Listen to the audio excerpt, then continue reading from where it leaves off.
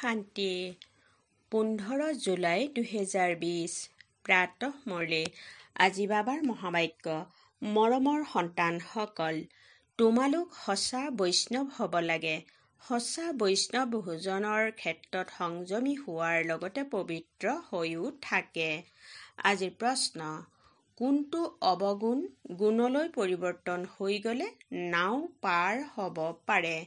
উত্তৰ, সকলোতকৈ বেয়া অৱগুণ হৈছে মোহ। মোহৰ কাৰণে সম্বন্ধীয়সকলৰ স্মৃতিয়ে আমনি কৰি থাকে। বান্দৰীৰ দৃষ্টান্ত। কাৰোবাৰ কোনো সম্বন্ধীয় মৃত্যু হ'লে তেতিয়া 12 মাহলৈকে তেওঁক স্মৰণ কৰি থাকে, মুখ ঢাকি কান্দি থাকে, স্মৃতি আহি থাকিব। এনেকৈ যদি পিতাৰ স্মৃতিয়ে আমনি কৰে, দিন ৰাতিয়ে তোমালোকে পিতাক স্মৰণ কৰা, তেতিয়া তোমালোকৰ নাও পাৰ হৈ যাব। যেনেকৈ লৌকিক সম্বন্ধীয়ক স্মৰণ কৰা, তেনেকৈ পিতাক স্মৰণ কৰিলেতো অতি সৌভাগ্যৰ কথা। ওম শান্তি। পিতাই নিতৌ সন্তানসকলক বুজায় যে নিজকে আত্মা বুলি বুজি পিতাৰ স্মৃতিত বহা। আজি তাত সংযোজন কৰিছোঁ, কেৱল পিতা নহয় অন্য বুলিও বুজিব লাগে। মুখ্য কথাই হৈছে এইটো, পৰম পিতা পৰমাত্মা শিৱ। তেওঁক গডফাদাৰ বুলিও কয়। জ্ঞান সাগৰো হয়। জ্ঞান সাগৰ হোৱাৰ কাৰণে শিক্ষকো হয়। ৰাজযোগ শিকায়। এইটো বুজালে বুজিব যে সত্য পিতাই এওঁলোকক পঢ়াই আছে। ব্যৱহাৰিক কথা এইটো শুনায়। তেওঁ সকলোৰে পিতাও হয়, শিক্ষকো হয়, সদ্গতিদাতাও হয়। আকৌ তেওঁক জ্ঞানেৰে পৰিপূৰ্ণ বুলি কোৱা হয়। পিতা শিক্ষক পতিত পাৱন জ্ঞান সাগৰ হয়। পোন প্ৰথমেতো পিতাৰ মহিমা শুনাব লাগে। তেওঁ আমাক পঢ়াই আছে। আমি হৈছোঁ ব্ৰহ্মা কুমাৰ কুমাৰী। ব্ৰহ্মাও হৈছে শিৱ বাবাৰ ৰচনা আৰু এতিয়া হয়ো সংগম যোগ। এইম অবজেক্টটো অৰ্থাৎ লক্ষ্য উদ্দেশ্যও হৈছে ৰাজযোগৰ। আমাক ৰাজযোগ শিকায়, গতিকে শিক্ষক হিচাপেও সিদ্ধ হ'ল। আৰু এই পঢ়া হৈছেই নতুন সৃষ্টিৰ কাৰণে। ইয়াত বহি এইটো দৃঢ় কৰা, আমি কি কি বুজাব লাগে, এইটো ভিতৰত ধাৰণ হ'ব লাগে। এইটোতো জানে যে কাৰোবাৰ বেছিকৈ ধাৰণা হয়, কাৰোবাৰ কম। ইয়াতো যিসকল জ্ঞানত বেছি তীব্ৰতাৰে আগবাঢ়ে, তেওঁলোকৰ নাম হয়, পদো উচ্চ হয়, নীতি নিয়মো বাবাই শুনাই থাকে। তোমালোক সম্পূৰ্ণ বৈষ্ণৱ হোৱা। বৈষ্ণৱ অৰ্থাৎ যি নিৰামিষহাৰী হয়, মাংস মদ আদি গ্ৰহণ নকৰে, কিন্তু বিকাৰততো যায়। বাকী বৈষ্ণৱ হ'লে তেন্তে কি হ'ল? বৈষ্ণৱ কুলৰ বুলি কয়, অৰ্থাৎ পিঁয়াজ আদি তমোগুণী বস্তু গ্ৰহণ নকৰে। তোমালোক সন্তানসকলে জানা তমোগুণী বস্তু কি কি হয়। কোনো ভাল মনুষ্যও আছে যাক ৰিলিজিয়াছ মাইণ্ডেড অৰ্থাৎ ধৰ্মনিষ্ঠ বা ভক্তি বুলি কোৱা হয়। সন্ন্যাসীসকলক পবিত্ৰ আত্মা বুলি কোৱা হ'ব আৰু যিসকলে দান আদি কৰে তেওঁলোকক পুণ্য আত্মা বুলি কোৱা হ'ব। ইয়াৰ দ্বাৰাও সিদ্ধ হয়। আত্মাইহে দান পুণ্য কৰে, সেইবাবে পুণ্য আত্মা পবিত্ৰ আত্মা বুলি কোৱা হয়। আত্মা কোনো নিৰ্লেপ নহয়। এনেকুৱা ভাল ভাল কথাবোৰ স্মৃতিলৈ আনিব লাগে। সাধুসকলকো মহান আত্মা বুলি কয়। মহান পৰমাত্মা বুলি কোৱা নহয়, গতিকে সৰ্বব্যাপী বুলি কোৱাটো ভুল। সকলো আত্মা হয়। যিসকল আছে সকলোতে আত্মা আছে। যিসকল পঢ়া লিখা কৰা আছে তেওঁলোকে সিদ্ধ কৰি কয় যে বৃক্ষতো আত্মা আছে, কয় যে 84 লাখ যোনি যি আছে তাতো আত্মা আছে। আত্মা যদি নাই তেন্তে বৃদ্ধি কেনেকৈ হ'ব পাৰে? মনুষ্যৰ যি আত্মা আছে সেয়াতো জড়লৈ যাব নোৱাৰে। শাস্ত্ৰত এনেকুৱা কথাবোৰ লিখি দিছে। ইন্দ্ৰপ্ৰস্থৰ পৰা গটিয়াই দিলে তেতিয়া পাথৰ হৈ গ'ল। এতিয়া পিতাই বহি বুজায়। পিতাই সন্তানসকলক কয়, দেহক সম্বন্ধ ছিঙি নিজকে আত্মা বুলি বুজা। মামিকম অৰ্থাৎ মনেৰে কেৱল মোক স্মৰণ কৰা। বছ, তোমালোকৰ 84 জন্ম এতিয়া পূৰ্ণ হ'ল। এতিয়া তমোপ্ৰধানৰ পৰা সতোপ্ৰধান হ'ব লাগে। দুখধাম হৈছে অপবিত্ৰ ধাম, শান্তিধাম আৰু সুখধাম হৈছে পবিত্ৰ ধাম। এইটোতো বুজি পোৱা নহয়। সুখধামত থাকোঁতা দেৱতাসকলৰ আগত মূৰ দোৱাই। সিদ্ধ হয় যে ভাৰতত নতুন সৃষ্টিত পবিত্ৰ আত্মাসকল আছিল, উচ্চ পদবীধাৰী আছিল। এতিয়াতো গায়, মোৰ নিৰ্গুণীৰ কোনো গুণ নাই। হয়ো এনেকুৱাই, কোনো গুণ নাই। মনুষ্যৰ মোহো বহুত থাকে, মৰি যোৱাজনৰো স্মৃতি থাকে। বুদ্ধিত উদয় হয় যে এয়া মোৰ সন্তান, স্বামী অথবা সন্তান মৰিলে তেওঁক স্মৰণ কৰি থাকে। স্ত্ৰীয়ে 12 মাহলৈকেতো ভালদৰে স্মৰণ কৰে, মুখ ঢাকি কান্দি থাকে। এনেকৈ মুখ ঢাকি যদি তোমালোকে দিনে ৰাতিয়ে পিতাক স্মৰণ কৰা তেতিয়া নাৱেই পাৰ হৈ যাব। পিতাই কয়, যেনেকৈ স্বামীক তোমালোকে স্মৰণ কৰি থাকা তেনেকৈ মোক স্মৰণ কৰা, তেতিয়া তোমালোকৰ বিকৰ্ম বিনাশ হৈ যাব। পিতাই যুক্তি শুনায়, এনেকৈ কৰা। খতিয়ান উলিয়াই। আজি ইমান খৰচ হ'ল, ইমান লাভ হ'ল। জমা খৰচৰ বাকী সদায় উলিয়ায়। কোনোৱে এমাহৰ মূৰে মূৰে উলিয়ায়। ইয়াততো এইটো বহুত জৰুৰী হয়। পিতাই বাৰে বাৰে বুজাইছে। পিতাই কয়, তোমালোক সন্তানসকল সৌভাগ্যশালী, হাজাৰ ভাগ্যশালী, কোটি ভাগ্যশালী, পদম আৰব অৰ্থাৎ 100 কোটি 100 আৰব ভাগ্যশালী হোৱা। যিসকল সন্তানে নিজকে সৌভাগ্যশালী বুলি ভাবে তেওঁলোকে নিশ্চয় ভালদৰে পিতাক স্মৰণ কৰি থাকিব। তোমালোকেই গোলাপ ফুল হবা। বাবাই কৈছে, তেওঁলোকেই গোলাপ ফুল হ'ব। এয়াতো চমুকৈ বুজাবলগীয়া হয়। হওঁতেতো সুগন্ধি ফুল হ'ব লাগে। মুখ্য হ'ল স্মৃতিত থকাৰ কথা। সন্ন্যাসীসকলে যোগ বুলি কৈ দিছে। লৌকিক পিতাই এনেকৈ নকয় যে মোক স্মৰণ কৰা বা সুধিব জানো যে মোক স্মৰণ কৰা নে? পিতা সন্তানসকল পিতাৰ স্মৃতিত থাকেই। এয়াতো নিয়ম হয়। ইয়াত সুধিবলগীয়া হয় কিয়নো মায়াই পাহৰাই দিয়ে। ইয়ালৈ আহে বুজি পায় যে আমি পিতাৰ ওচৰলৈ যাওঁ, গতিকে পিতাৰ স্মৃতি থকা উচিত। সেইবাবে বাবাই চিত্ৰও তৈয়াৰ কৰায়। গতিকে সেয়াও লগত থাকক। প্ৰথমতে সদায় পিতাৰ মহিমাৰে আৰম্ভ কৰা। এওঁ আমাৰ বাবা হয়। এনেতো সকলোৰে পিতা হয়, সকলোৰে সদ্গতি দাতা, জ্ঞানৰ সাগৰ, নলেজফুল হয়। বাবাই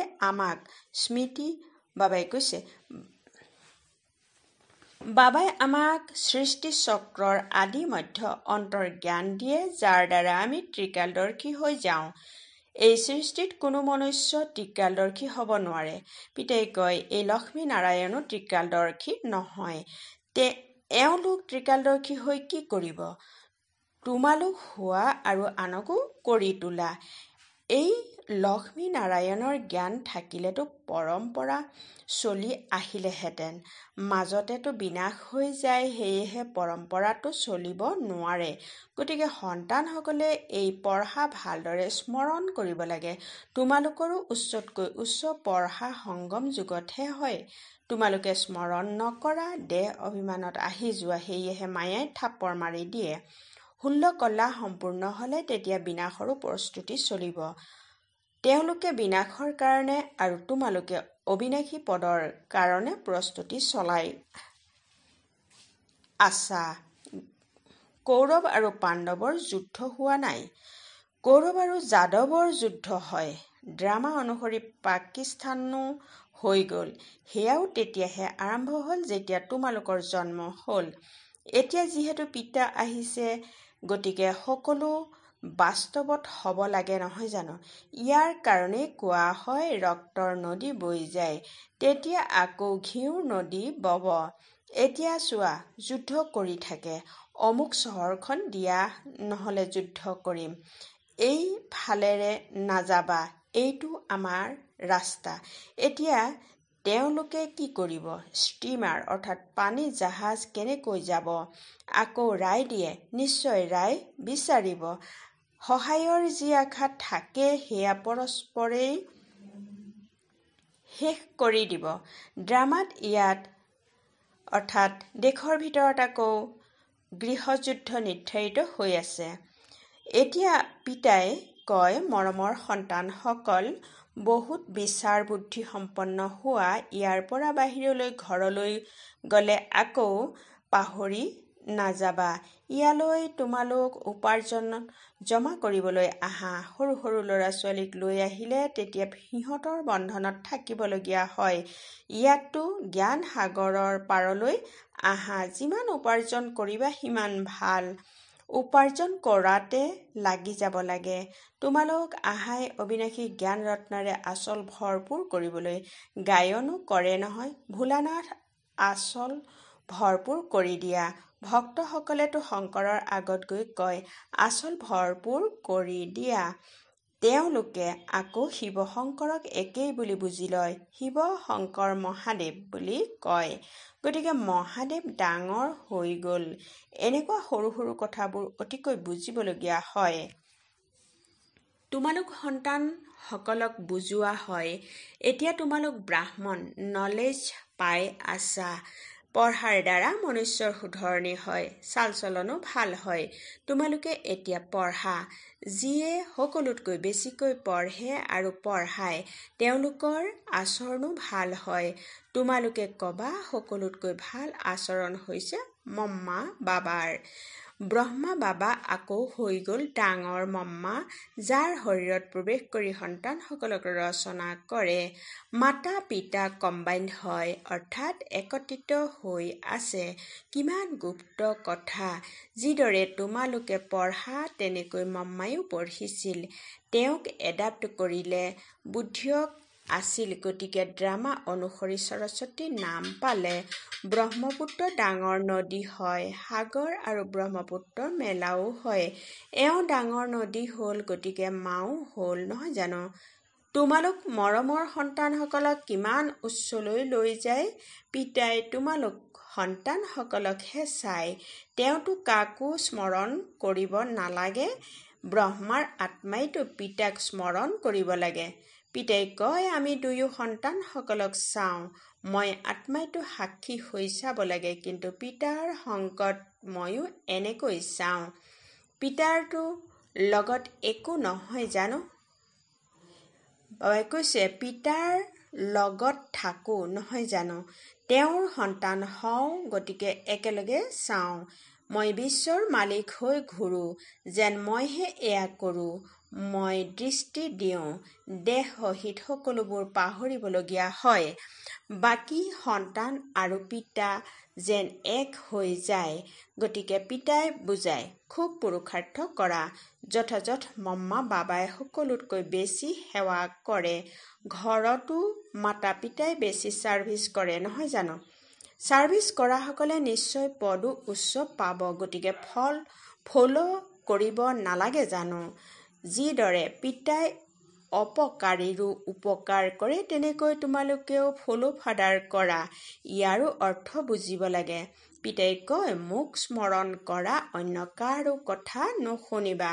কোনোবাই কিবা ক'লে শুনিও নুশুনা যেন কৰি দিবা। তোমালোক মিচিকিয়াই থাকিলে তেতিয়া তেওঁলোক আপোনা আপুনি ঠাণ্ডা হৈ যাব। বাবাই কৈছিল, কোনোবাই ক্ৰোধ কৰিলে তোমালোকে তেওঁক ফুল আগবঢ়োৱা, ক'বা, তোমালোকে অপকাৰ কৰা, আমি উপকাৰ কৰোঁ। পিতাই নিজেই কয়, গোটেই সৃষ্টিৰ মনুষ্য মোৰ অপকাৰী হয়। মোক সৰ্বব্যাপী বুলি কৈ কিমান গালি দিয়ে। মইতো সকলোৰে উপকাৰী হওঁ। তোমালোক সন্তানসকলো সকলোৰে উপকাৰ কৰোঁতা হোৱা। তোমালোকে বিচাৰ কৰা, আমি কি আছিলোঁ, এতিয়া কি হৈ যাওঁ? বিশ্বৰ মালিক হৈ যাওঁ। খেয়াল বা সপোনতো নাছিল। বহুতৰে ঘৰত বহি সাক্ষাৎকাৰ হৈছে, কিন্তু সাক্ষাৎকাৰৰ পৰা কিবা হয় জানো? লাহে লাহে বৃক্ষৰ বৃদ্ধি হৈ গৈ থাকিব। এয়া নতুন বাবাই কৈছে, এয়া নতুন দৈবী বৃক্ষ স্থাপন হৈ আছে নহয় জানো? সন্তানসকলে জানে আমাৰ দৈবী ফুলৰ বাগিচা তৈয়াৰ হৈ আছে। সত্যযুগত দেৱতাসকলেহে থাকে, আকৌ আহিব, চক্ৰ ঘূৰি থাকে। চৌৰাশী জন্মও তেওঁলোকেই ল'ব, অন্য আত্মাসকল আকৌ ক'ৰ পৰা আহিব? ড্ৰামাত যিসকল আত্মা আছে, কোনেও ভূমিকাৰ পৰা ৰেহাই পাব নোৱাৰে। এই চক্ৰ ঘূৰিয়েই থাকে। আত্মা কেতিয়াও কমি নাযায়, সৰু ডাঙৰ নহয়। পিতাই বহি মৰমৰ সন্তানসকলক বুজাই কয়, সন্তানসকল সুখদায়ী হোৱা। মায়ে কয় নহয়, নিজৰ মাজত হাই কাজিয়া নকৰিবা। বেহদৰ পিতাইও সন্তানসকলক কয়, স্মৃতিৰ যাত্ৰা বহুত সহজ। সেই যাত্ৰাটো জন্ম জন্মান্তৰে কৰি আহিছা, তথাপি চিৰি নামি পাপ আত্মা হৈ যোৱা। পিতাই কয়, এয়া হৈছে আত্মিক যাত্ৰা। তোমালোক এই মৃত্যুলোকলৈ উভতি আহিব নালাগে। সেই যাত্ৰাৰ পৰাতো উভতি আহে, আকৌ যেনেকুৱা আছিল তেনেকুৱাই হৈ যায়। তোমালোকেতো জানা যে আমি স্বৰ্গলৈ যাওঁ, স্বৰ্গ আছিল, আকৌ হ'ব। এই চক্ৰ ঘূৰিব। সৃষ্টিখনেই বাকী, তৰা আদিত কোনো সৃষ্টি নাই। ওপৰত গৈ চাবৰ কাৰণে কিমান মগজ খটুৱাই থাকে। মগজ খটুৱাওঁতে খটুৱাওঁতে মৃত্যুৰ সন্মুখত আহি যাব। এয়া সকলো হ'ল বিজ্ঞান। ওপৰলৈ যাব তেতিয়া কি হ'ব? মৃত্যুটো সন্মুখত থিয় হৈ আছে। এফালে ওপৰত গৈ অনুসন্ধান কৰে, আনফালে মৃত্যুৰ বাবে বোমা সাজি আছে। মনুষ্যৰ বুদ্ধি চোৱা কেনেকুৱা? বুজিও পায় যে কোনোবা প্ৰেৰক আছে। নিজেই কয় যে বিশ্বযুদ্ধ নিশ্চয় হ'ব। সেয়াই মহাভাৰতৰ যুদ্ধ হয়। এতিয়া তোমালোক সন্তানসকলেও যিমান পুৰুষাৰ্থ কৰিবা, সিমানেই কল্যাণ কৰিবা। ঈশ্বৰৰ সন্তানটো হোৱাই ভগৱানে নিজৰ সন্তান কৰি লয়। গতিকে তোমালোক ভগৱান ভগৱতী হৈ যোৱা। লক্ষ্মী নাৰায়ণক ভগৱান ভগৱতী বুলি কয় নহয়। কৃষ্ণক গড বুলি মানে, ৰাধাক ইমান নামানে। সৰস্বতী নাম আছে, ৰাধাৰ নাম নাই। কলহ আকৌ লক্ষ্মীৰ হাততে দেখুৱায়। এইটো ভুল কৰি দিছে। সৰস্বতীৰো অনেক নাম ৰাখি দিছে, সেয়াতো তোমালোকেই হোৱা। দেৱীসকলৰো পূজা হৈ থাকে, গতিকে আত্মাসকলৰ পূজা হয়। পিতাই সন্তানসকলক প্ৰতিটো কথা বুজাই থাকে। ভাল বাৰু, অতি মৰমৰ কল্পৰ পাছত পুনৰাই লগ পোৱা সন্তানসকলৰ প্ৰতি মাতা পিতা বাপ-দাদাৰ স্নেহপূৰ্ণ স্মৰণ আৰু সুপ্ৰভাত। আত্মিক পিতাৰ আত্মিক সন্তানসকলক নমস্কাৰ। ধাৰণাৰ বাবে মুখ্য সাৰ নম্বৰ 1। যেনেকৈ পিতাই অপকাৰীৰো উপকাৰ কৰে, এনেকৈ ফ'ল' ফাদাৰ অৰ্থাৎ পিতাক অনুসৰণ কৰিব লাগে। কোনোবাই কিবা ক'লে শুনিও নুশুনা হৈ থাকিব লাগে, মিচিকিয়াই থাকিব লাগে। এজন পিতাৰ পৰাই শুনিব লাগে। নম্বৰ 2, সুখদায়ী হৈ সকলোকে সুখ দিব লাগে। পৰস্পৰ হাই কাজিয়া কৰিব নালাগে। বিচাৰ বুদ্ধি সম্পন্ন হৈ নিজৰ আচল অবিনাশী জ্ঞান ৰত্নেৰে ভৰপূৰ কৰিব লাগে। আজিৰ বৰদান, শুদ্ধ সংকল্পৰ ব্ৰতৰ দ্বাৰা বৃত্তিৰ পৰিৱৰ্তন কৰোঁতা, অন্তৰ আসনত অধিষ্ঠিত হোৱা। বহলাই এনেদৰে কোৱা হৈছে, বাপ-দাদাৰ অন্তৰ আসন ইমান পবিত্ৰ হয় যে এই আসনত সদায় পিয়'ৰ আত্মাহে অধিষ্ঠিত হ'ব পাৰে। যিসকলৰ সংকল্পতো অপবিত্ৰতা বা অমৰ্যাদা আহি যায়, তেওঁলোক আসনত অধিষ্ঠিত হোৱাৰ সলনি অৱনতি কলাত তললৈ আহি যায়। সেইবাবে প্ৰথমে শুদ্ধ সংকল্পৰ ব্ৰতৰ দ্বাৰা নিজৰ বৃত্তিৰ পৰিৱৰ্তন কৰা। বৃত্তিৰ পৰিৱৰ্তনেৰে ভৱিষ্যত জীৱন ৰূপী সৃষ্টি সলনি হৈ যাব। শুদ্ধ সংকল্প আৰু দৃঢ় সংকল্পৰ ব্ৰতৰ প্ৰত্যক্ষ ফলেই হৈছে সদাকালৰ কাৰণে বাপদাদাৰ অন্তৰ আসন। শ্লোগান: য'ত সৰ্বশক্তি লগত আছে ত'ত নিৰ্বিঘ্ন সফলতা আছেই। ওম শান্তি।